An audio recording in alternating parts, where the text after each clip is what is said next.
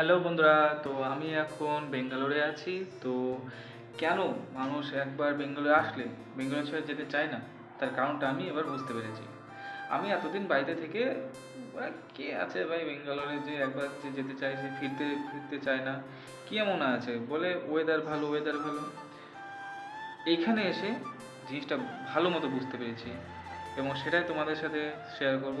তো ভিডিওটি লাস্ট পর্যন্ত দেখতে থাকো। আমরা কোথায় থাকি না থাকি, এখান থেকে কেমন লোকেশান দেখতে, আর অবশ্যই ওয়েদার কথা তো বলবোই, খাওয়া দাওয়া কেমন কী আছে সেটাও অবশ্যই শেয়ার করব। ভিডিওটি লাস্ট পর্যন্ত দেখতে থাকো। হ্যালো বন্ধুরা, তো আমি এখন এই মুহূর্তে পৌঁছে গেছি ছাদের উপরে। তো ছাদের উপরতে দেখতে পাচ্ছ যে কেমন লোকেশান কি, বড় বড় বিল্ডিং দেখতে পাচ্ছ। এটা হচ্ছে ইউভি সিটি মল। আর ওই যে সব থেকে উপরে যেটা একটা ঘর মতো দেখাচ্ছে, ওটা তোমরা অনেকেই চেনো অনেকেই চেনো না, বলে দিই। ওটা হচ্ছে কিংফিশার টাওয়ার। বিজয় মালিয়া যে কিংফিশার টাওয়ার ওটাই ছিল। আর এখানে পরপর দেখতে পাচ্ছ যে ওই টাওয়ারটা আছে, তার পাশে একটা আছে। দেন মাঝ বরাবর একটা আইটিসি হোটেল, তোমরা ভালোভাবেই জানো যে 5 স্টার হোটেল আইটিসি, তো সেটাও আছে। আইটিসি গার্ডেনিয়া যেটা এখানকার নাম আছে, তো এটাও দেখতে পাচ্ছ। আমার ক্যামেরা খুব একটা বিশেষ ভালো না, তাই তোমাদের অতটা ক্লিয়ারলি দেখতে পারলে না। আর এখানে সব ছেলেপেলেরা বাচ্চা কাচ্চারা সব খেলাখালি করছিল। তো এখানকার সিনটা ঠিক এরকমই। তো এখানকার গাছপালা দেখতে পাচ্ছ কীরকম হয়।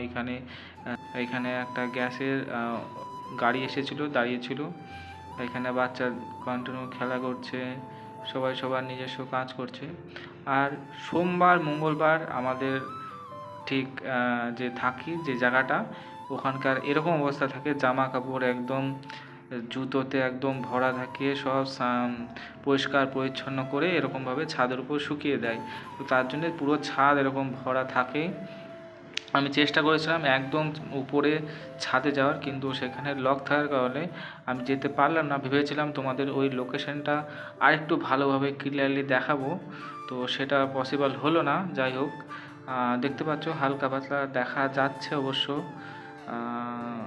তো এটাই দেখতেই পাচ্ছ তোমরা যে কত সুন্দর পরিবেশ, আকাশটা পুরো ঝলমলে।